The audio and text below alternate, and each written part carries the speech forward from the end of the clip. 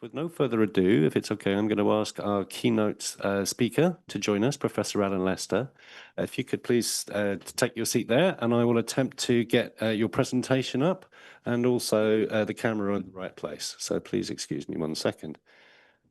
Is this okay? You can hear me all right? Thank you to Dele for inviting me to give this talk. I'm very honoured and quite humbled to have been invited to give a talk on this occasion. Dele is going to talk a bit more, I think, about the Berlin Conference itself and its aftermath, and of course the discussions tomorrow will be focused mainly on that. So I thought that my best contribution was to try and focus on the precursors. What made it possible for European statesmen to think that they could sit around a table in Berlin in 1884 and 1885 and carve up Africa in the first place? So and historians' thinking on this has changed recently. Until recently, most British imperial historians understood the Berlin Conference as a German-led reaction to the immediate events of the early 1880s, particularly if we could have the next slide, please. Sorry, thanks.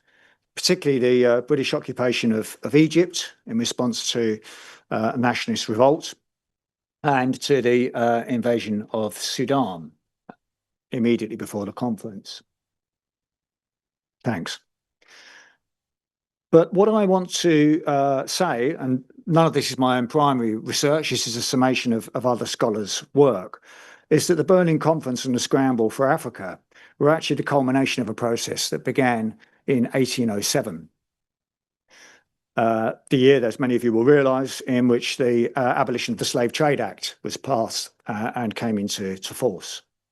Even as the plunder of Africa for captives destined for plantations in the Americas was outlawed in that year, the scramble to monopolise Africa's resources and labour in situ was underway, as British investors turned the project of intervening against slavery into the denial of African sovereignty and dominion over Africa's wealth. Immediately after abolition of the slave trade, West African polities and households were adapting to participate in a Europe-centred trading economy on their own terms, albeit, as in the southern US states, through the continuing use of enslaved labour, an adaptation that raises a tantalising counterfactual prospect of African societies developing within a capitalist world economy with the retention and the reinvestment of their own wealth and with their own progression to free labour. But this adaptation was nipped in the bud by British investors' successful manipulation of the British public's anti-slavery zeal and the British government's concomitant anti-slavery commitments, at least in the name of anti-slavery. These investors' translation of anti-slavery discourse into imperial conquest served two distinct waves of British public and government interest in Africa. The first followed the abolition of the slave trade and then of slavery between 1807 and the 1840s. Palm oil traders in West Africa capitalised on this surge of public interest in Britain to exclude incipient African rivals, undermine African sovereignty, and halt West Africa's autonomous transition into global capitalism. A succeeding generation of investors, organising themselves as chartered companies, were then able to capitalise on the second wave of British public anti-slavery mobilisation, this time directed mainly against Arab slave trading in the Indian Ocean and Eastern and Southern Africa rather than West Africa. By the end of the 1870s, British anti-slavery concern had primed many more European investors for the extraction of resources and labour across the rest of the African continent, using anti-slavery as their pretext.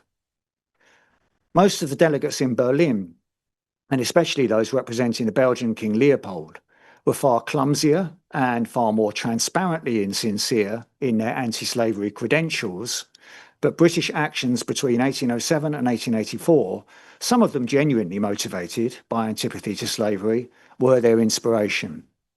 You have the next slide, please. So I'll look at this first wave initially and West Africa. By 1807, Liverpool-based traffickers, slave traders, were already filling their ships' holds, not just with captives, but also with palm oil, grown by West African farmers and traded on the coast along with the enslaved. The Lancashire hinterland, with its industry, its candle and soap manufacturers, provided a ready market for palm oil, but it was also used for candles, industrial lubricants, and tin plate. After abolition, the former slave traders dominated the Niger Delta palm oil trade. As Martin Lim puts it, the palm oil trade grew organically out of the slave trade. By 1853, Britain was importing 31,000 tonnes of palm oil from West Africa, an increase from just 220 tonnes since the start of the century. Profits for the Liverpool-based traders were regularly between 50 and 100%, while one estimate speaks of 300%, and the trade was more reliable as a profit-generating machine than the trade in human captives had been. Even if the abolitionist Thomas Fowle Buxton's utopian Niger expedition had failed to convert West Africa instantly to free labour and commerce, African polities were already adapting from trading captives to the so-called legitimate trade in palm oil. Paradoxically, however, British abolitionism stimulated an increase in enslavement within Africa to sustain that trade.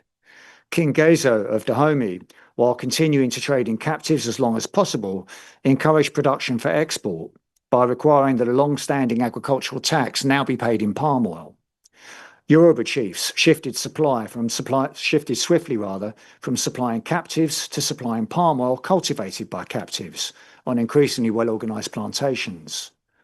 Further captives were purchased from caravans bringing Hausa people down from Kano, specifically to work on palm oil farms. Much of the expansion of the population in the former slave trading entrepot of Old Calabar between 1805 and 1846 was also due to the settlement of large numbers of enslaved people in rural agricultural estates to produce palm oil. Slaveholding quadrupled in the region in the 19th century. Many West African families that had resisted enslavement also redirected household labour into production of palm oil on a smaller scale. It was largely wives and daughters who supplied the labour rather than captives, generating new gendered divisions of labour. On the Gold Coast, small-scale African traders settled around the British former slave trading forts to sell their oil on commission through a London house represented by Forster and Smith. In 1856, the Egba alone exported 1,500 tonnes of palm oil, and by 1870, the Igbo ruler known as Jar Jar had established a new state of Opobo in the Niger Delta, based entirely on his control of the export of palm oil from the region. The trade operated on the basis of credit in goods or trust, such as textiles and gunpowder, lent by Liverpool and increasingly London and Bristol-based traders to African brokers on the coast to sell into the interior markets for oil. These middlemen tried to prevent the British traders reaching those interior markets directly, obliging them to outbid each other on the coast for promises of oil. There was scope in this system for considerable African enterprise and profit.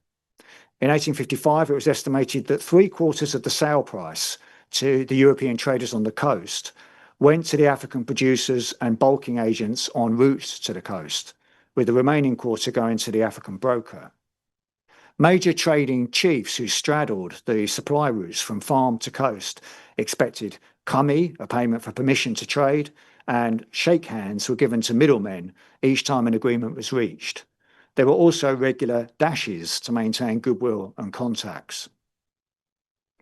So it is not true, as the British imperial historians Robinson and Gallagher believed when reading only British officials' records, that, quote, no waves of regeneration, such as Palmerston and Buxton had dreamed of after the slave trade, had rolled along the trade routes of tropical Africa. They had. It was just that their main beneficiaries were proving to be Africans rather than Britons. By the 1850s, the advent of steamer voyages was allowing smaller traders, particularly Africans, to send their palm oil directly to Europe in small quantities, regularly and quickly on mail ships. Facing the prospect of being cut out of the lucrative trade altogether, British wholesale merchants began to resort to violence against each other and African brokers and traders. The first British consul, John Beecroft, was appointed to Old Calabar in 1849 to resolve conflicts between different English competitors for trading African contacts. The Liverpool traders' use of violence, however, continued to mount, especially against the African participants in the trade.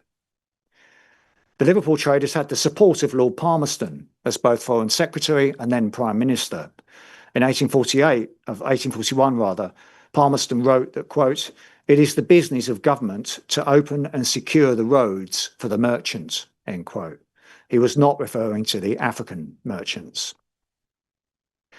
Among those African merchants were a group of so-called liberated Africans, freed by the Royal Navy's anti-slavery patrols and taken to Sierra Leone. Finding their way back to Old Calabar, they had set up as palm oil traders. Peter Nichols, for instance, had been born in Old Calabar around about 1804 and was captured and trafficked in 1820. Having been intercepted and taken to Sierra Leone, he ultimately joined the British Army, rising to the rank of colour sergeant. He retired once he'd saved enough to return to his birthplace in Old Calabar and set up in the palm oil trade. In 1855, though, a Liverpool ship captain seized his stock of oil in lieu of a debt that was owed not by him, but by King Ao II. Nichols' experience was soon replicated as British traders, by now known even in Britain as the palm oil ruffians, engaged in what they called panniering. This was the practice of seizing people and goods, ostensibly as a means of recovering credit, but in reality to cut African brokers out of supply chains. Although Nichols, as a British subject, was able to petition the governor of Sierra Leone to intervene on his behalf, other African traders were less successful. In 1859, the British consul in Old Calabar, Thomas Hutchinson, deported 3 Sierra Leonean traders for endangering British capital through illegal trading and threatening the Liverpool monopoly, and also for stealing away, quote, domestic slaves, although the traders claimed they were in fact redeeming these people from enslavement. Etienne Effiong informed Hutchinson, the consul, that British traders, quote, went into the natives' houses beating people with their sticks and went out in their boats on the river at night to plunder canoes by seizing oil and men. As Africans involved in the trade retaliated by assaulting British captains and looting trade goods from the company's stores, British traders increasingly invoked protection from the consul.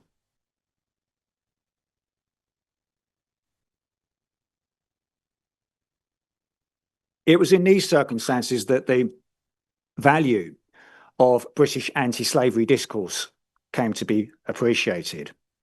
Lord Palmerston declared that, quote, force may be exercised upon shore as well as at sea, and irrespectively of the consent of the native government, if it was justified as part of the effort to put down slavery. Soon, King Pepperell of the Bonny was deposed in 1854, after the consul John Beecroft had spent years denouncing him as a supporter of the slave trade, when their enmity was in fact rooted in economic disputes. Slave trading helped justify national intervention. The kidnapping of the Bonny priest, Awanta, in 1848 was primarily spurred by Liverpool merchants' complaints about his disruption of their trade, but justified on the grounds that he traded in captives. When the British Prime Minister, Lord Russell, admitted that he was, quote, content to wink at any violation of Vattel, referring to the scholar of international law, the deposition of King Kosoko in Lagos facilitated the Liverpool traders' objective of controlling, quote, an important outlet for the commerce of a large range of country in the interior, end quote. In 1861, Russell, by now serving as Palmerston's Foreign Secretary, promised that, quote, the permanent occupation of a point in the Bight of Benin is indispensable to complete suppression of the slave trade, whilst it will also give great aid and support to the development of lawful commerce and will check the aggressive spirit of the King of Dahomey, whose barbarous wars and encouragement to slave trading are the chief cause of disorder in that part of Africa. The government's intervention at Lagos marked a shift from commerce and slave trade diplomacy towards British occupation. It was a pattern that became more familiar in the following decades, as anti-slavery and economic self-interest came to be so self-evidently aligned in British public discourse that investors and officials could pursue either using the other to justify it. There's an interesting moment, though, in 1865, when the Colonial Office established a select committee to see whether it was actually worth the British government's while to hold on to all the scattered possessions left over from the slave trade on the West African coast. At this point, it was Lagos, the Gold Coast, Sierra Leone and Gambia, when their consuls were continually being drawn into British traders' attempts to force Africans out of the palm oil business. The rationale for the inquiry presented to Parliament posed an existential threat to the British palm oil traders. One West African high official believed that, quote, "We have no business to establish ourselves about powerful chiefs and tell them to do exactly what we bid, or we shall blockade or bombard their towns," end quote. The Gold Coast governor, Benjamin Pyne, argued that if Englishmen would settle in West Africa, quote, "they must be prepared to bear all the brunt of such wars as they provoke, both in men and money." From Lagos, Governor Freeman complained that one trader, M. Henry, had unilaterally imposed a fine on Egbo middlemen that he, as the consul, was now reluctantly obliged to enforce by withdrawing ships from the anti-slavery duties off the coast to blockade Egbo-originated palm oil supplies instead.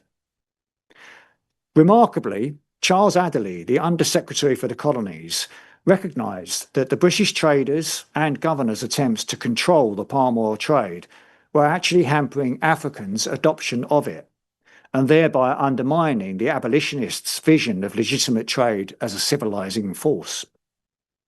Adderley said to Parliament, "There is probably more trade in palm oil in the Bights of Benin and Biafra and in groundnut on the coast between Sierra Leone and the Gambia, where no colony exists, than in all the British settlements put together. Indeed, there is pretty good proof that all the governments, as the governments were conducted now, they were obstructing rather than promoting commerce. Trailing the British flag around the territories of warlike chiefs gives bad encouragement to peaceful trade." This was the Secretary of State for the Colonies. Adderley's conclusion was startling in its admission that colonialism might not be necessary for African polities to attain the benefits of commercial growth and development. "It's quite clear," he stated, "that we must either go on or go back, that we must do a great deal more or a great deal less than at present. We must either render every government secure by larger forces, open up the country, make roads, and extend our power in order to make it efficient for good, or else stand out of the way of the native chiefs, who, if we were not there, would have a much greater control over their own subjects. Our commerce will find its way there without any civil or military establishments to protect it, and will indirectly civilise the country." In the face of such reasoning, articulated as the first wave of British anti-slavery zeal was waning, the investors in the trade, the British investors, realised that they had better mobilise a new political lobby and fast. Of Adderley's two potential paths that the government could take, withdrawal or going further and extending government sovereignty, the government would have to be persuaded to, in Adderley's words, go on and do a great deal more rather than go back and do less. The merchants, the British merchants, would have to combine to ensure that larger forces were committed to open up the country and extend our power, in Adderley's words. By 1871, the reaction had already begun. 4 of the main British firms had worked together to cut out African middlemen by trading with steamboats further up the Niger River, having persuaded the consul to send gunboats on annual punitive sweeps up the river. But George Goldie was the first investor to realise that the traders needed government support on a scale that had not been seen in West Africa since the chartered slave trading Royal African Company.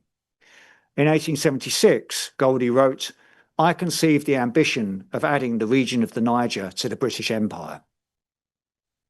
First, Goldie bought out the struggling Holland Jackson Company, and then he registered the Central African Trading Company as an umbrella for further acquisitions and mergers.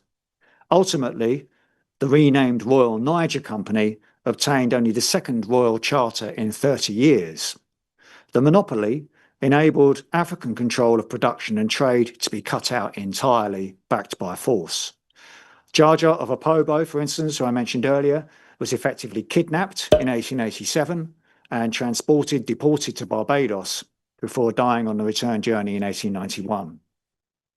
Goldie's concentration of investment and lobbying power to achieve such outcomes in West Africa created the precedent that Cecil Rhodes would soon follow in Southern Africa. But before we go there, let's examine the second popular wave of British anti-slavery zeal and the ability of a new generation of monopolistic investors like Goldie to capitalise upon it elsewhere. Thanks.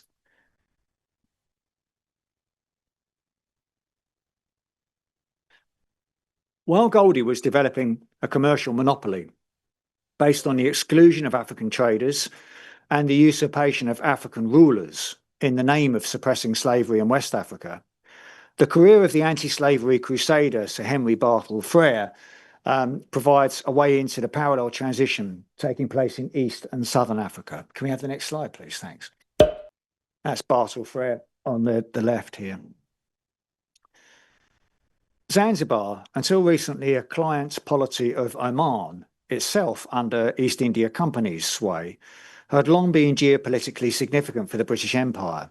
It was an entrepot in which Indian merchants had invested, encouraged by their British rulers, and a major hub in the East African and Indian Ocean slave trade.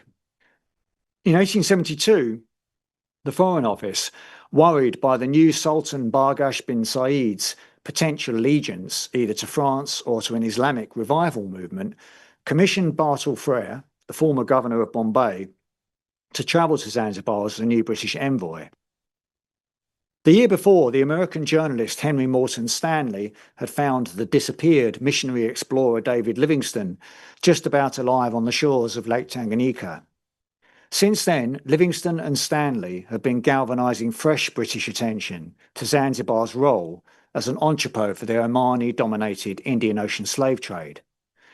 Amidst the publicity of Stanley's book, How I Found Livingstone, the explorer was becoming, to quote his biographer, a symbol of what the British and other Europeans wished to believe about their motives as they took over tropical Africa in the late 19th century. As Livingstone was being elevated into an icon of the three C's, Christianity, commerce and civilization, Bartle Frere was lending his weight to his renewed Eastern African anti-slavery campaign. He bemoaned the British public's general ignorance of Arab-dominated trafficking. Livingstone's fame gave Frere further fuel. In March 1872, he was the star speaker at the anti-slavery convention, exhorting the present supporters of the anti-slavery movement to imitate their predecessors of the original anti-slavery campaigns and be up and doing, in his words.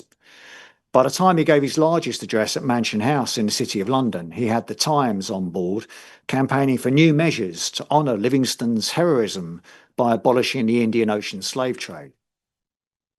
Although much of this trade was financed by British Indian subjects in Bombay and condoned by the British Indian government, the popular outrage mobilised by Livingstone and Frere was becoming focused on Sultan Bargash.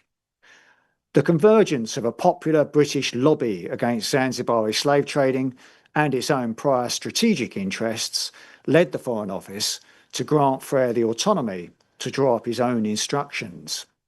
When he arrived in Zanzibar in 1873, he found the Sultan emboldened by a French promise of support for his independence and acted immediately, ordering the Royal Navy to seize any slave ships sailing between Zanzibar and the African coast.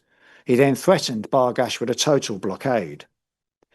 The Sultan was forced to close the slave market in Zanzibar, end the import and export of enslaved people, and ban British subjects, including Indians, from owning them. Arab slave owners, however, were left in possession of their human property. Even though a need for slave labour in the Gulf pearl and dates trade militated against any really transformative action under British auspices in the East African Arabian region, Frere was able to declare that on behalf of Britain, he had supplanted Barghash's power and, quote, succeeded without seeking it and almost without knowing it to a dominant position in commercial interests in East Africa, providing a tempting opening for an empire, end quote. Although he cautioned his countrymen not to, quote, covet the coarse material reward of extended dominion, by 1877, the shipping mogul William Mackinnon and Sir Thomas Buxton, grandson of the anti-slavery hero, were already planning a trading company that would encroach on the Sultan's possessions in East Africa. The Foreign Office was happy to support them, given its fear of increasing German presence in the region, and the British consul, quote, had no doubts that schemes for the good of Africa must be financially successful to the promoters, and that Mackinnon has a good eye to business in all these concessions, end quote. Frere had not finished yet, though. After the complaints about fragmentary governance aired in 1865, the Colonial Office was now trying to consolidate Britain's official presence on the West African coast. This included the purchase of the Dutch Gold Coast with its port of Elmina and its incorporation within the British Gold Coast. However, Elmina was also the powerful Ashanti's sole remaining trade outlet. In early 1873, Kofi Karakari, the Ashanti king, ordered his army to reclaim the port. British and Black West Indian troops not only repulsed the Ashanti soldiers, but advanced and destroyed the capital, Kumasi, laying a telegraph cable as they went.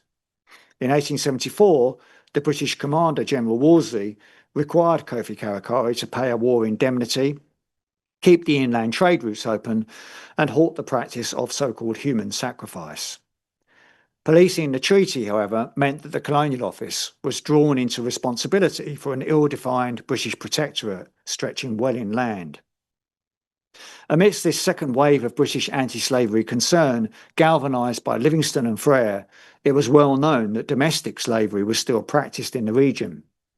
In 1873, the Times reported that not only was slavery still condoned, even within the directly governed British Gold Coast, but slave dealing was being practised just outside the British-run coastal forts. British magistrates in the colony were returning runaway captives to their owners in the protectorate beyond, and even Wolseley's corps of porters for the assault on Kumasi had been comprised in part of enslaved women. The Anti-Slavery Society and the Aborigines Protection Society now campaigned vigorously for the Colonial Secretary, Lord Carnarvon, to intervene in the same way that Frere had done in Zanzibar. Carnarvon sought to postpone consideration of the issue by warning that local slave owners might demand compensation like the British slave owners had had if the British interfered. Within a month, though, he changed his tune, deciding apparently to prohibit slavery in the Gold Coast and take action, so he told the British public, against the interior slave trade. He turned to the hero of Zanzibar, Frere, for advice on implementing the prohibition. Frere suggested that the Colonial Office follow the East India Company's precedent and essentially do nothing other than declare that slavery had been abolished. Simply withdrawing legal recognition of slave ownership without any further intervention, Frere said, had allowed for no disturbance of labour relations in India after abolition in 1834. By the late 1870s, Frere had become a kind of anti-slavery management consultant for the British Empire. Like the palm oil traders, he proved adept at converting anti-slavery rhetoric into colonial conquest and British commercial domination. His next move was to perform a similar trick in the southern part of Africa.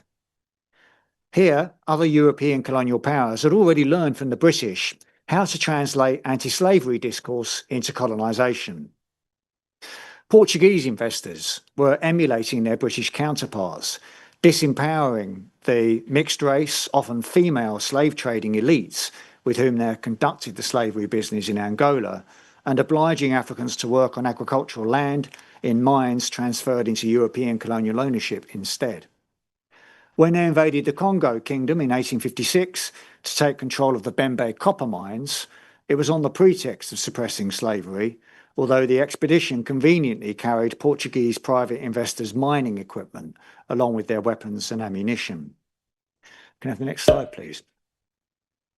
In October 1876, Frere was sent to the Southern African region to ward off Portuguese and German rivalry and achieve the confederation of the various British colonies, Boer republics, and remaining independent African kingdoms in South Africa. Confederation was also motivated by the realisation that beneath Kimberley lay unprecedented quantities of diamonds. Private investors, including Cecil Rhodes, were following Goldie's precedent, organising a coherent and concentrated lobby to secure British governmental support and control of the compliant migrant labour supplies from across the region needed to exploit those diamonds. As High Commissioner with military command, Frere began by attacking the Xhosa, even without any pretext of enslavement being practised in the region. By early 1879, he had deployed imperial troops to destroy the last independent Xhosa chiefdoms, attacked the Griqua, Tswana, and Pedi peoples, and invaded the Zulu kingdom. Across southern Africa, and well in advance of Rhodes's British South Africa Company's depredations, Britain's main anti-slavery official in Africa had subjected most South African polities to the loss of sovereignty and land, narrowing hundreds of thousands of African people's economic options to working on white-owned farms or in white-owned mines, through the repeated deployment of sheer violence.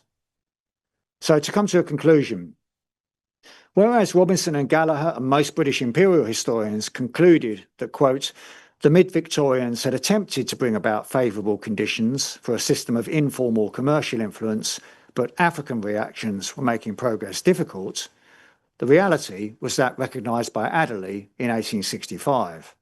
Africans were seizing opportunities to engage in international trade as soon as the international slave trade ended, but it was British competitors and British gunboats that nipped any African-led post-slave trade regeneration in the bud. For generations, Britons believed, as Robinson and Gallagher put it, that, quote, the British merchant and manufacturer could usually overcome all competitors given an open market, end quote. The reality was that in West Africa, they could not overcome African competitors without the use of military force to skew the market in their favour. By 1880, African polities had already been shattered or subdued by British invasions in West, East and Southern Africa, as well as in Egypt and Sudan. Goldie's Palm Oil Company was already signing the exclusive treaties with African states that would keep French trading rivals at arm's length until such time as the African signatories could be toppled, mainly on anti-slavery pretexts. After the Berlin Conference, the Oil Rivers Protectorate was granted to Goldie's monopoly control. He then pressed for conquest of the Sokoto Caliphate, blaming it for widespread slave trading and claiming that his actions were, quote, those of a gentleman defending a woman or a child from an abusive ruffian. Although the company lost its charter and Nigeria was split into two official protectorates, anti-slavery priorities remained similar under Lord Lugard, who was appointed High Commissioner of the northern half of Nigeria. His military forces advanced on the Sokoto Caliphate by the end of 1900, with the stated aim of suppressing slave raiding, yet 5 years later helped the slaveholding Sokoto elite put down a slave rebellion.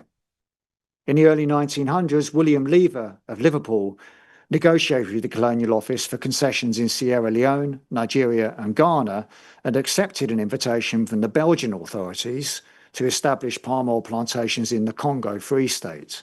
Can we have the next slide, please? Lever's subsidiary, Huiliere du Congo Belge, founded in 1911, teamed up with Belgian agents to forcibly recruit Congolese men into labour. By 1929, Unilever would have the monopoly on palm oil production and trade based on new variants of slavery that, as Frere had suggested, were not recognised as such. the independent African producers and brokers erased. In East Africa, Frere's attacks on the Arab slave trade had opened the region up for William Mackinnon's Imperial British East Africa Company, approved in 1888. Its investors included the Royal Niger Company president, James Hutton, anti-slavery philanthropists such as Buxton, the grandson of the anti-slavery campaigner, and the British consul, John Kirk. In southern Africa, Cecil Rhodes saw Goldie's Royal Niger and Mackinnon's East Africa companies as models for his British South Africa Company. His mining ventures had already capitalised on Frere's anti-slavery interventions in East Africa to recruit displaced and impoverished workers on migrant labour contracts. Frere's zealous and violent pursuit of confederation then laid the foundations for a white supremacist and segregationist form of government that relied on cheap, displaced migrant African workers eking out a living on the remnants of their former lands. After 1948, the system he had enabled would be consolidated and known as apartheid. Despite the anti-slavery credentials which had legitimised and in some cases genuinely propelled British usurpation of African authority, colonial officials continued to rely heavily across Africa on coercive labour practices until the end of the Second World War. They directly requisitioned and even purchased captives, granting them technical freedom as Frere had advised, but only in exchange for signing on to long-term labour contracts, while private mining and trading companies pressured colonial governments to use labour taxes and labour quotas to supply them with forced labour. It would take League of Nations and International Labour Organization, ILO, interventions in the 1920s and 30s to persuade them to stop. Between 1807 and 1884 then, Europeans, led by Britain, pulled off one of the greatest rhetorical and economic shifts, I would argue, in history. They turned Africans from the victims of Europeans' own trafficking into slavery's main perpetrators.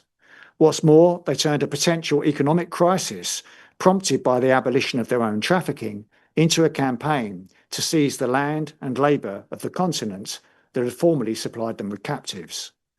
During the last 20 years or so of the 19th century, Britain alone annexed territory inhabited by more than 30% of Africa's population. Anti-slavery became the legitimation of the carve-up of Africa agreed in Berlin because it was already a tried and tested rationale for British imperial conquest in every part of the continent. King Leopold, who went on to oversee the most atrocious regime of enslavement, torture and mass murder of all in the Congo, proclaimed loudest of all that his only interest was care for those trapped in the mire of slavery. Demographers today estimate that the population of the Congo fell roughly by a half over the 40-year period beginning in around 1880.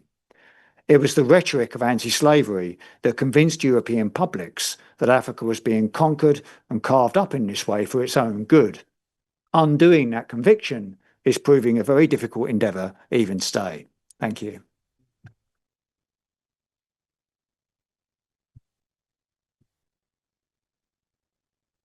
Thank you so much, Alan. That was a real pleasure. And I'd made the same mistake again, which is I failed to introduce you as you came on. And I suspect, as with Professor Caulfield, maybe there's an element of me being slightly starstruck, meeting people whose works I've read for some time, but meeting them in person for the first time. So I should have said that Professor Alan Lester is a Professor of Historical Geography at the University of Sussex and also an Adjunct Professor at Trobe University in Australia and is a leading historian of British colonialism. But I suspect you already know that, many of you in the audience, so apologies. Now, if it's okay, we're going to move on to the next agenda item, which is a Q&A with our speakers. Maybe, Alan, you want to stay there. Okay. Maybe, Penelope, you'd like to come up as well here. And I'd like to introduce our fantastic facilitator, Mr. Nels Abbey, who I'm sure you'll be very familiar with, but for those who not, in case you don't know about Nels, he's a leading author, media executive and satirist. And prior to this, he was a banker. And we're very lucky to have him as our facilitator for the next couple of days. So welcome, Nels. And just to say as well, just in terms of housekeeping, if you can try and ensure you speak into the microphone, just for people online. Sounds good. I've got that. So we'll all squeeze behind this table. I hope I didn't just hurt your foot today. Brilliant. Sit back. And just to say as well, if colleagues who are joining us online have any questions like they'd like to pose to Nels, please put them in the chat and I'll feed them to Nels. Brilliant. So Fantastic. thank you so much. Over to you. Thank you so much. Thank you. Good evening, everybody. I hope we're all okay. I just want to make it very, very clear. I want to make this abundantly clear. This is not a dull room. We're not at a baby's funeral. We are here for perhaps you just heard what I might describe as the most exciting half an hour of Black history you possibly heard in your lives. And I want to give Professor Allen an absolute round of applause for that, please. I must say, but I want to make something clear. This is not a dialogue. It is it's not a dialogue. It's not a monologue, meaning that we are not just talking to you. We are talking with you. We want to hear from you. We want to hear as much from you as much. So this is a conference. We want to hear as much as possible. And we want to get as much out of this as possible. And we want you all to participate with this. So we're going to start again. Good evening, everybody. We're going to start one more time until we get it right. Good evening, everybody. Good evening. That's a bit more energy. That's what I'm saying. So turn to we're going to go to church. We're going to go to the Black church for one moment. So turn to your neighbor and say, welcome. Oh. You've already done this. Okay, so you've already been to the Black church. Okay. Should I take you to the synagogue or to the mosque afterwards or so? Who knows? But let's get into this. I'll take you to the shrine. There we go. I'll take you to Fela Kuti Shrine I'll take you to Calacuta Republic in Lagos. Thank you so much. This has been an absolutely profound evening. I was late and I do apologize, but I think this is absolutely brilliant that we've come together in the midst of the 140th, 141st anniversary of the Berlin Conference, which I firmly do believe is actually, when you think of African people, it is one of the key. I'm just glad that we're resurrecting it from history, from the dustbin of history, that we're making it mainstream and we're having this conversation. I think that's absolutely important. And something else I want us all to acknowledge, I will come to you both in a moment, that it's just until quite recently that I was just speaking to a friend of mine, and we're both having a discussion about the effect of enslavement, and, of course, colonization and everything else. And it just dawned on us that that my generation, so I was born in the early 80s, so that I look significantly younger. But so I was born in the early 80s, but my generation, people born after the 60s or so, 70s, were effectively the first generation of Africans in hundreds of years to be born effectively, notionally free. That's quite a concept for hundreds of years or so, that there was either enslavement or the threat of enslavement or something else, but to actually be born to some degree free. And then in this, with the last few decades, we're actually forging out what to do with that freedom and how to actually make it work for ourselves. And I think that's an absolutely amazing thing. And I think the contributions of both of you, and of course to my uncle Dele Ogun, has been absolutely vital tonight. So my first question to you, to both of you, I have a quick question for you, Professor. It's really nice to meet you. We follow each other on Twitter, but I hugely admire your work. Will this speech be made available online, first of all? I'm going to put it on if I get Wi-Fi, I'll do it on the train on the way home. Otherwise, it'll be tomorrow morning. You are about to go viral. Yep, sorry, please. Maybe I can just step in here just to say to everyone here and online that the session is being recorded and it will be put online by Afford and Partners Africa Centre, the Fatherland Group and the Centre of African Studies here at SOAS. Brilliant, fantastic.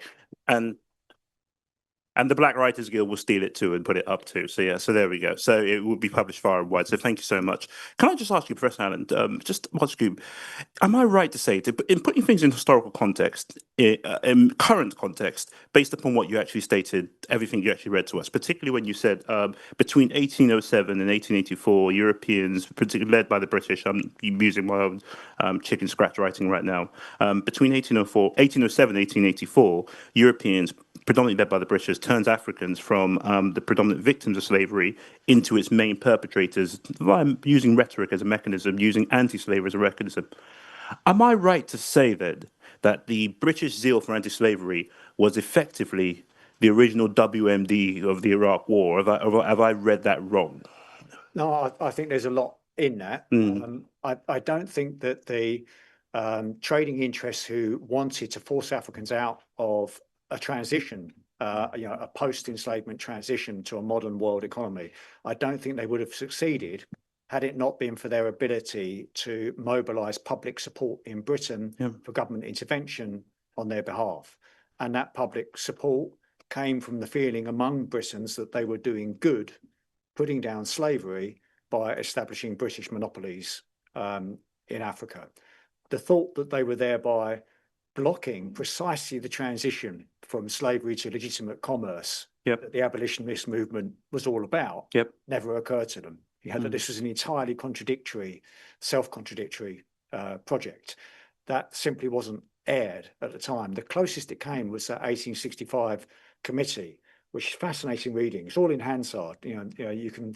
What I quoted from was the introduction of the committee to Hansard, the rationale for holding the committee. It really is fascinating, and it was an eye-opener for me that the British government was actually explicitly saying this is holding back African people from doing what we want them to do after slavery.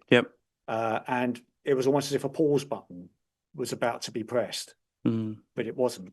One of those sort of sliding doors moment in history. It's fascinating. It's absolutely fascinating because it's a take on history again that, as you rightfully pointed out in your introduction to it, in terms of the importance of historical memory and how we actually use it. It was such a balloon popping moment for me because I've always known that the British ended slavery. It's such a beautiful shorthand. It's such a beautiful and very, very effective shorthand. So, and the most effective, any communications professional will tell you, the most effective method of actually getting something across, keep it simple. Can I ask you, Professor Penelope, and I'm not from an academic background, so I don't know how, am I saying this right? I call you Professor Alan, Professor Penelope. Am I getting that right, or should it be Just Alan for me? Okay, there we go. Yeah, just Penny for me. Just Penny for you. Okay, brilliant. Yeah, Professor Penny. But there we go. Quaker. Oh, you are a Quaker. See, my friend. Actually, I should say I'm a secularized Quaker. There's a book now called Quakerism Without God, and I'm one of them. Amazing. Amazing. My dear friend, Professor Kane Andrews, hates it when I call him Professor. He says to me, it reminds me, it's like me calling him Officer or something. And I just think it's okay. I'll strive not to do that, but yeah, but I do respect admire both your academic credentials. Can we just speak a little bit about what your perspective is of Alan's lecture or Alan's speech to us, just for how you put it in historical context too, and was it something you were familiar with also? Was it news to you? No, and I'm not an expert in this field, though I have worked a lot on anti-slavery in Britain in the 18th and early 19th century, and I can quite see how the rhetoric can be used in a way that the campaigners in Britain wouldn't have intended to be, but also I can see that it might have morphed into, because many of the early campaign, they later became the anti-colonialists, so they may well have turned against this, but it may have taken time for this all to become apparent. And one of the things, I mean, I think it was a fascinating thesis there. I'd love to see it researched through, so I don't mean, but backed up by commentary from anti-slavery people in their letters and diaries and saying this is all a good thing, etc., etc. Or was there a debate among them?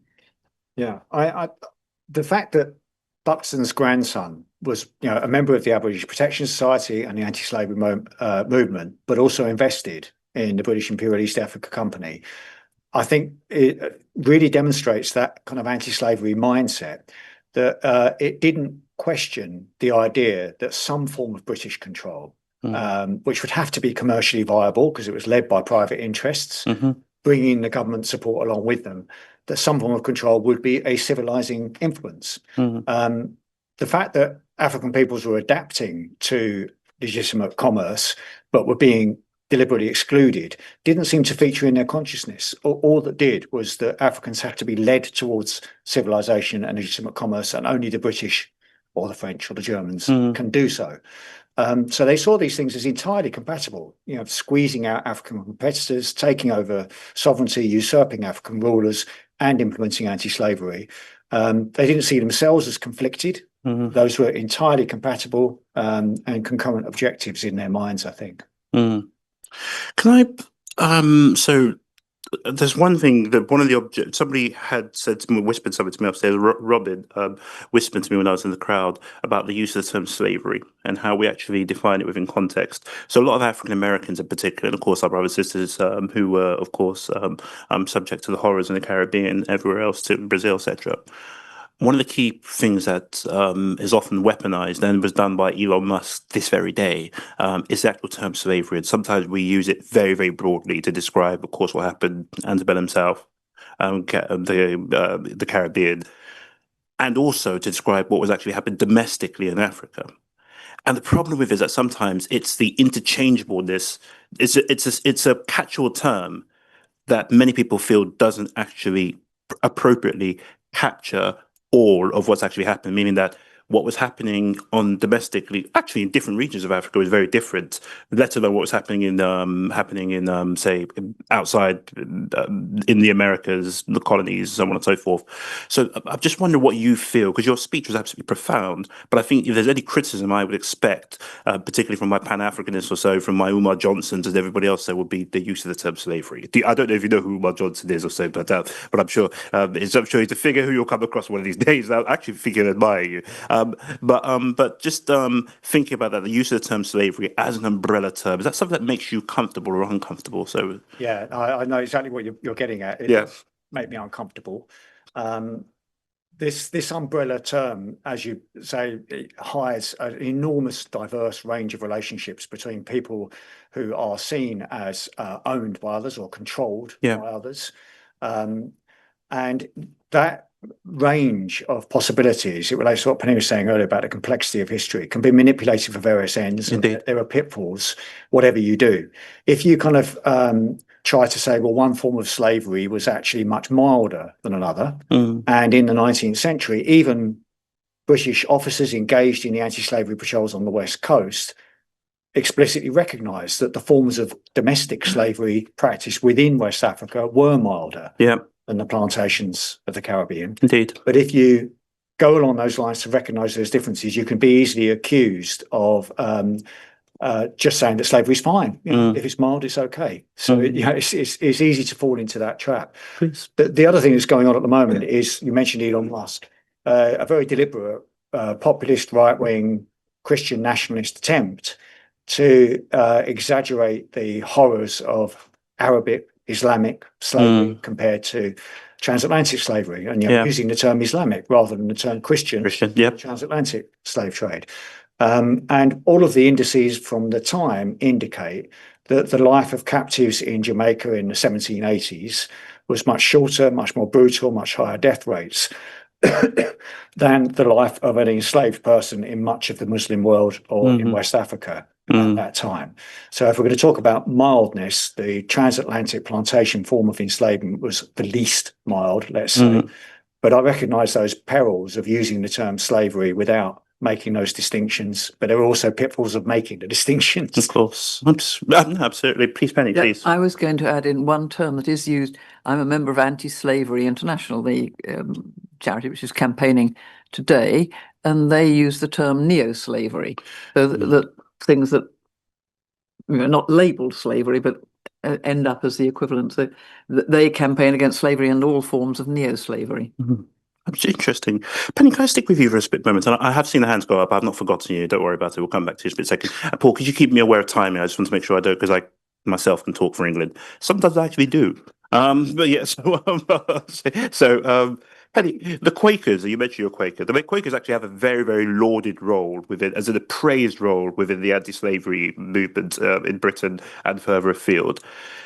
As a Quaker, I don't want to personalize this to you personally or so, because, but just thinking that as a Quaker, hearing Alan's lecture this evening into Revelations come back to it, how does it make you feel that some of what was being pushed for by the Quakers honourably, was actually, again, abused to push forward to a greater project in colonialism, or to a continuity project in colonialism, please? Oh, yeah, well, it made me feel sick, angry and frustrated. And I'm sure once people realise, they felt the same. But it is one of the difficulties when you're involved in any good cause, that it may be used to some end you're not concerned with, or not intending. And this is one of the things I'm also pressing always for the debates, not just the dialogue, the multivocal conversation, because there are always unintended, or not always, there are often unintended consequences, and these are the sort of things we have to be aware of. And we are talking about the whole of the past is massive, and it is incredibly complex. So it does require us to be discussing in this way. But if I were a Quaker in the late 19th century, horror. Yeah. absolute horror. Absolutely, absolutely. It does say so much to me about, even when we speak about the term, I don't want to go too much about the term slavery again, but when we speak about modern slavery, for example, and there's certain things that I see that take place commonly in places such as Nigeria today, even though I was in Nigeria about 2 weeks ago, and I was buying some clothes for my nieces and nephews, and then suddenly the people who were serving me, this is during school hours, peak school hours, about 11:30 in the morning, the people were serving were two little girls. And I just thought to myself, why are these girls in school? And I asked the lady, why are these girls in school? And she said, she's already graduated. And I was like, no, she hasn't.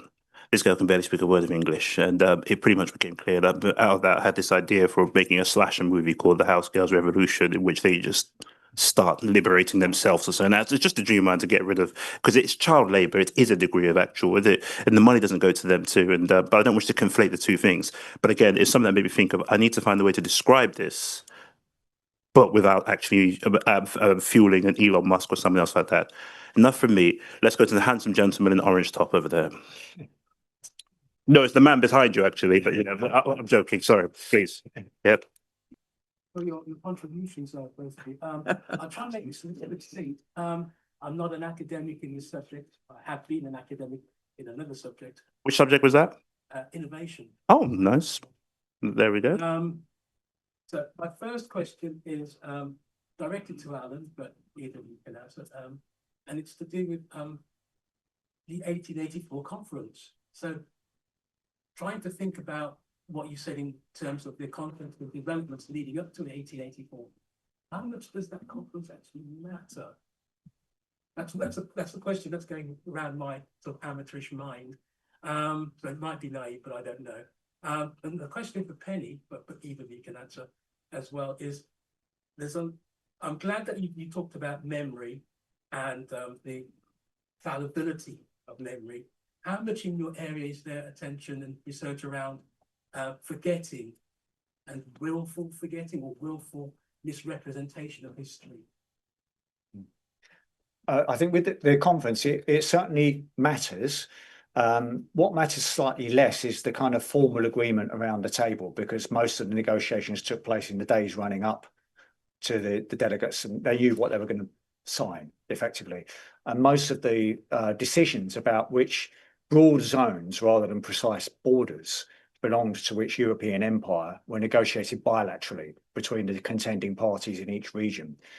So Leopold knew he was going to get the Congo before they all sat down, because the British and the French had said, okay, you can have the Congo in previous meetings. So it was in the immediate days running up to it that most of the details were finalised. But it matters in the sense that at Berlin, those lines that Dele spoke about earlier, that's where they were decided, cutting ethnic groups, polities, political movements in half, joining together groups that had enmity, all of those things. The detail was sorted out there, and so the map of Africa today comes from those final agreements, even if the broad regional divisions had already been worked out in advance. The audacity, we'll come to that. I'm sure Dilly's going to speak to that. But the audacity of it all just shocks me. Please, Penny. Yes, I cut, as you probably realise, I cut down what I was saying because of the time, but I was going to talk about forgetting and memory, and some very interesting work has been done both on individuals who try and suppress things, and that there's the theory that the return of the repressed, it often comes back. People think they've buried it and it comes back. So it is considered by analysts not the best way to deal with things. And the same with countries. And again, some very, very interesting study on comparative responses to civil wars. And countries that have confronted it and talked about it and discussed why, or in this case, it was quite a civil war, but the divisions in Germany over fascism, they're considered to have confronted it very well, both at national and local levels, and to have coped with it. Whereas Spain tried, under Franco, was, the Civil War was not to be talked about. But it has returned into politics in a very, very interesting way, because the descendants of the people who were buried in unmarked graves, as it were, began campaigning to have to find the graves. And anyway, they started big campaigns to find the graves and then to talk about it. And very, very belatedly, Spain is undergoing a conversation about the Civil War. So on the whole, the the consensus is better to deal with it sort of calmly and rationally by the whole of society rather than just having one view imposed upon, and both for an individual and for a society. And there's quite an interesting, one of the things one could well argue about the USA, they didn't really come to terms with their civil war. And you can see a lot of the implications of that lingering on to this day. Fascinating. Okay, the hands are going up really quickly. So we're going to need to. This is going to be one of those times where we're going to have to move really, really quickly. So the gentleman over there, yep, with the lumber jacket, please.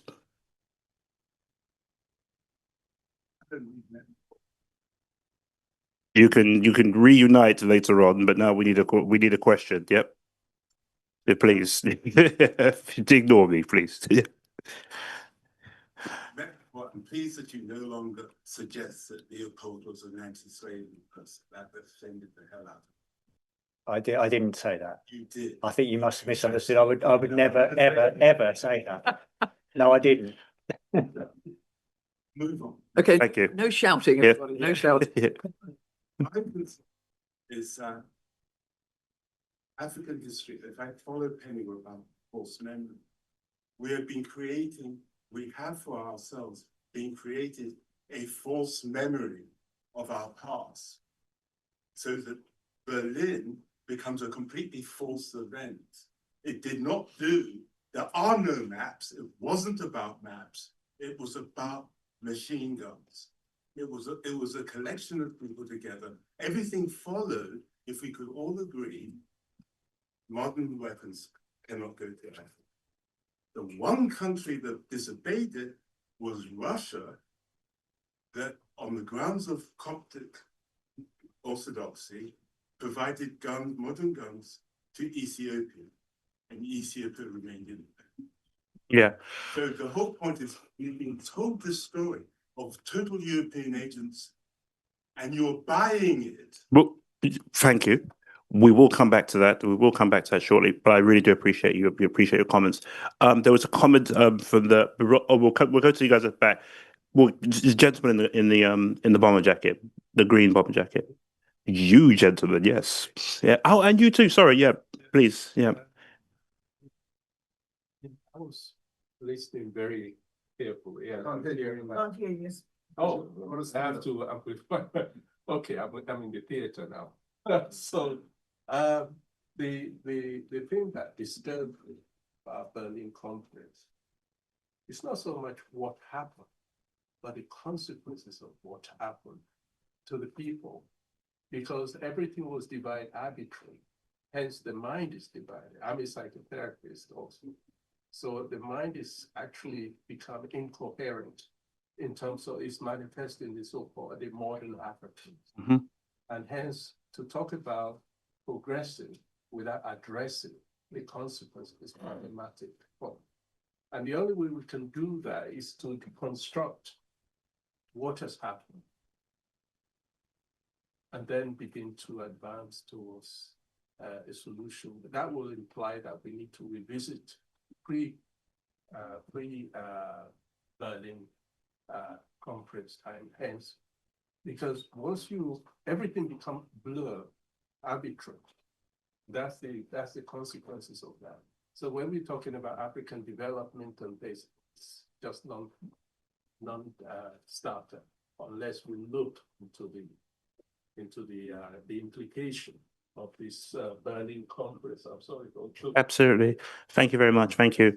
That is the classic, what we call a comment, not a question.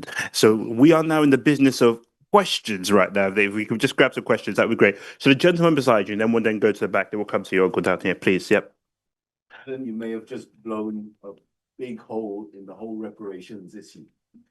On this issue of palm oil, just an anecdote. I visited Kano in 1990, and it was my brother-in-law's funeral.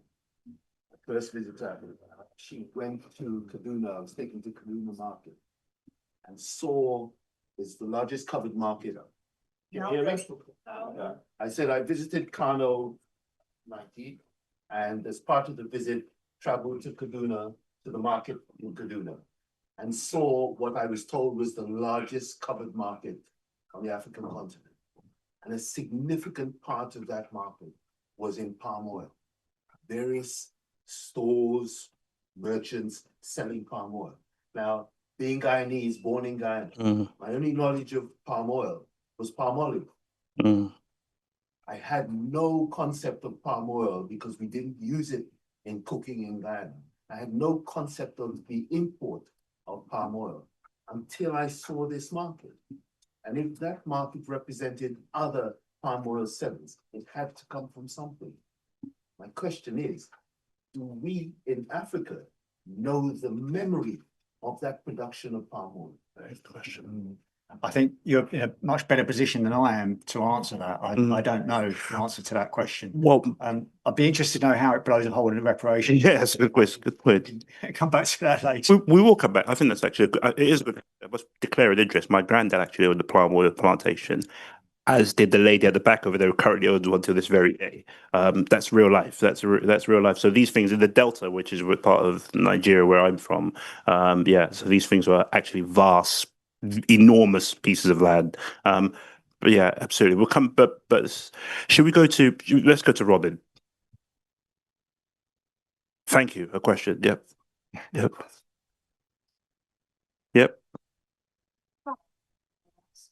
Most of England was disenfranchised, didn't have the vote. Very small group of people at the top that still remain. Should that be relevant in us considering who's accountable and who to challenge and approach for reparations? Because I think a lot of people feel offended by something that actually, in fact, many people in that time didn't have the vote, women didn't have the vote, most of the men went to the World War I, less than 10% of them had the vote. So things are happening at the highest levels. Is that a factor in how we deal with accountability and who we come to for reparation? So did you? And maybe, sorry to just cut across, just for our audience online, unfortunately, we have no functioning roving mic today. So if I can ask facilitators, but also panel members to perhaps reflect back the question that's asked from the floor, that would be appreciated. So the question is, who is, in light of the fact that there wasn't universal suffrage, as in universal ability to vote in Britain at the time, who should be held accountable for the horrors of enslavement and the horrors and profits of enslavement and colonialism? So over to... Yeah, I think my answer to that is that at the moment, that fact that most British people were not enfranchised and benefited indirectly rather than directly from colonial exploitation is being used to block a conversation even beginning about what some form of reparations might look like in the future. Now, my feeling is that if there ever is a discussion around a table, between CARICOM representatives, let's say, and the British government, much of it would be about, well, first of all, are reparations owed? And if they are, what form would they take? And my conviction is that they would not take the form of general taxation or of individuals paying extra money. They would be financial institutions at a global scale. They would be increasing development assistance. They would be recognition and apology as part of the reparative gesture and so on. So I think it's way too sort of premature at the moment to think about what the obstacles are and what the difficulties are of negotiation. We've got to stop excuses being used to prevent a negotiation even beginning. Penny? Yeah, the whole question of reparations is enormously complex, just as history is enormously complex. I mean, should we be suing the Normans for invading Britain in 1066? By all means, sue away. But also, I think the way forward is looking at partnerships and constructive investment rather than thinking in terms of compensating individuals, and especially because of the phenomenon of mixed ancestry. Almost all the people of African or Caribbean heritage that we know who came to Britain in the 18th and 19th century, almost all of them married British women, and we know their descendants now. Should they be paying for something that comes from, or should one half of them, should they left hand be going to the right hand? It's very, very difficult to talk about in terms of individuals like that. But constructive investments, like some Oxford colleges who owned property, and they are now talking with the people in the area and the island concerned, and asking what can we do in terms of productive investment, usually in schooling and teaching and but some economic infrastructure commitment. So I think that's a more productive way of looking at it than there's a wrongs done to people, because wrongs. Sorry about. As an optimist, I hate to admit this, but wrongs are being done all the time and have been done for centuries. We are a tricky species. Penny, you're about to go viral. With you. I have got a talk on classifying humans, and everyone gets very excited because on this subject we're all experts. Absolutely, absolutely. The gentleman that will come to you, please. Come back to this question about memory. I want to look at the idea of imagining things and willfully distorting things. So, of course, we have Bilal Ware, who talks about the West demonizing Islam, this concept of Orientalism, and that as one of the pretexts to essentially deconstruct the Islamic civilization with the pretext of erasing slavery there. We also have Tommy Curry talking about the civilizing mission of feminism as a pretext for imperialism. Is that Tommy J. Curry, Professor? Okay, brilliant, man, yeah. As a means of justifying the extension of European power. And then feeding off that, we go back to Frank Freire's text in the 90s, where he talks about the new imperialism and suggesting that women's rights would again be used to drive this. It would again be a motivating factor. In our contemporary society, we have this excessive talk about violence against women, violence against girls. We also have this concept of these demonic people abroad who are denying women their rights. We also have this increased rhetoric about domestic violence, and on it goes. We even heard this during the march the other day, where our good friend Tommy was on the road.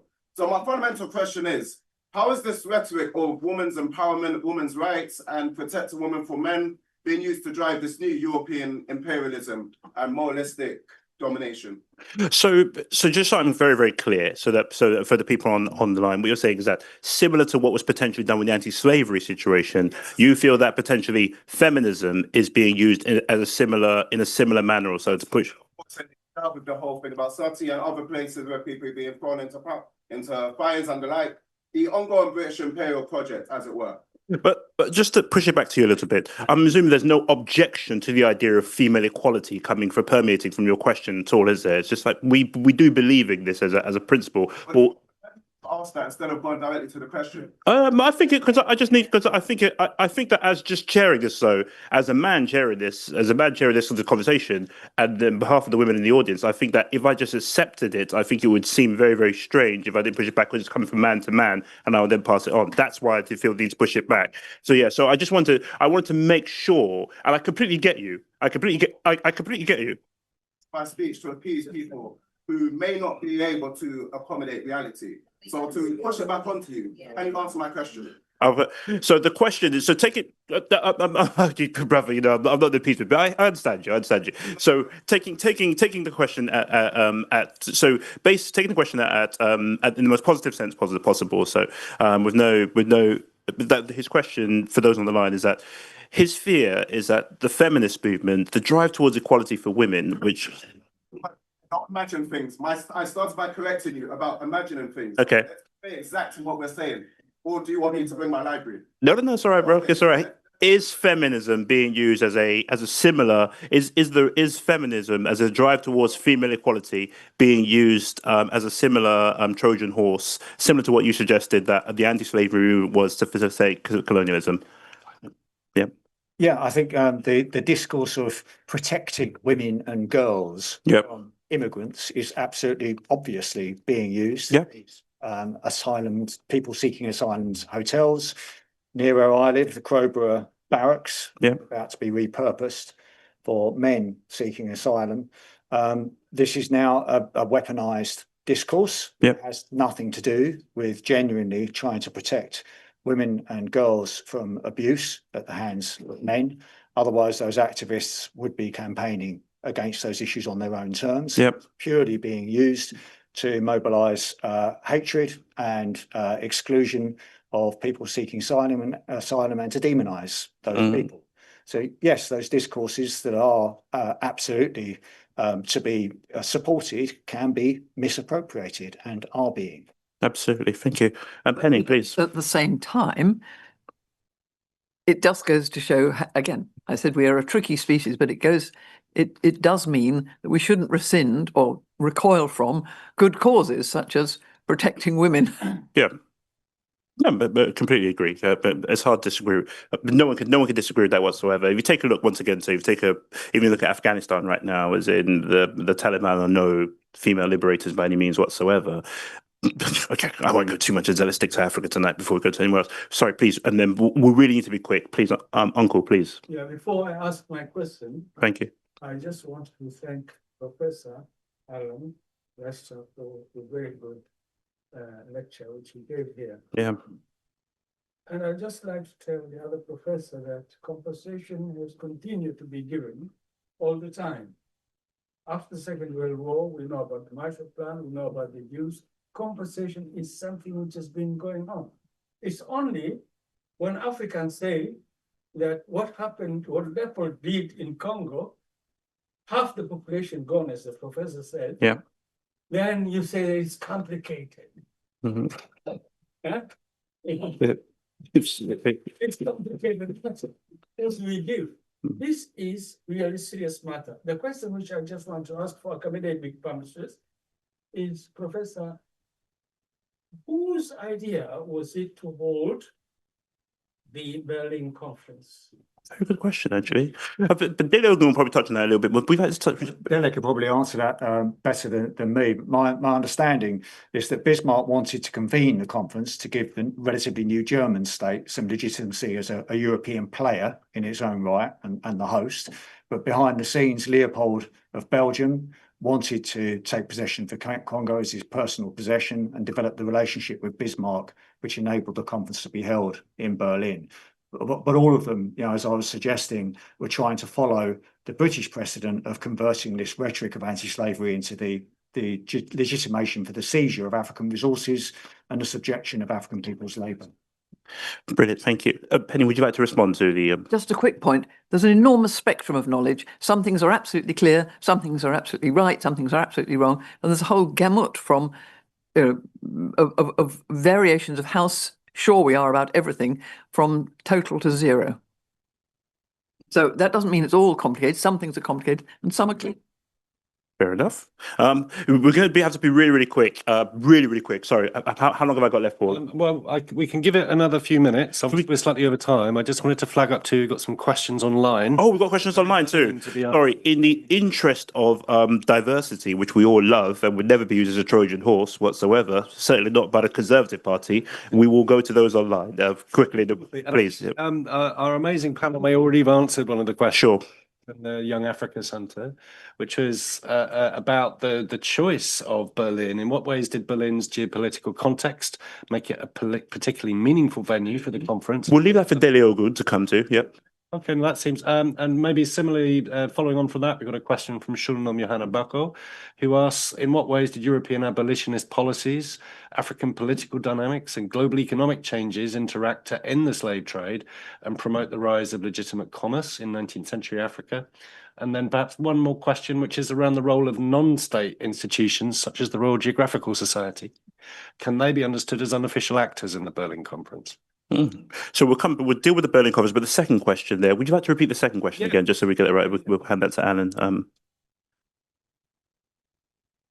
In what ways did European abolitionist policies, African political dynamics, and global economic changes interact to bring an end to the transatlantic slave trade and promote the rise of legitimate commerce in the 19th century? Alan, please. They didn't listen to your lecture, I don't think. Yeah. Sure, but I'll try to say sort of in a nutshell. I mean, after Britain's abolition of the slave trade in 1807, human trafficking, I should call it, not the slave trade, in 1807, trafficking continued on an enormous scale with largely Brazilian and Portuguese, but also Spanish ships carrying captives from further south, central and southern Africa, mostly to the American states, to Brazil and to Cuba, to carry on working in plantations and in mines. And during that period, a transition was underway where African polities that had supplied Europeans with captives saw the writing on the wall and were trying to adapt to control of their own mineral resources and to redirect agriculture.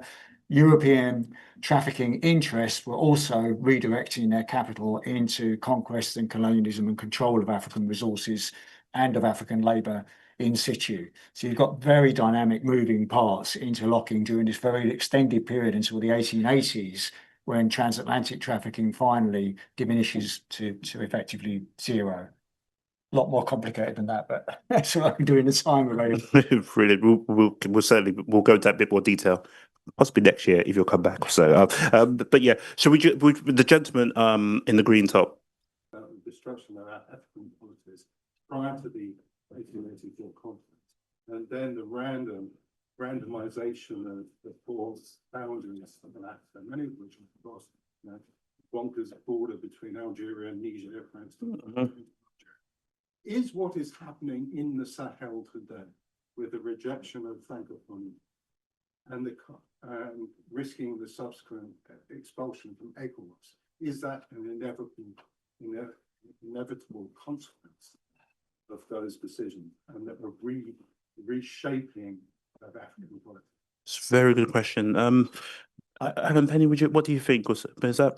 I think inevitable is too strong. Yeah. I think the way that Olufemi Taiwo, the younger one, puts it is very persuasive to me. He talks about history having built the pipes through which advantages and disadvantages flow.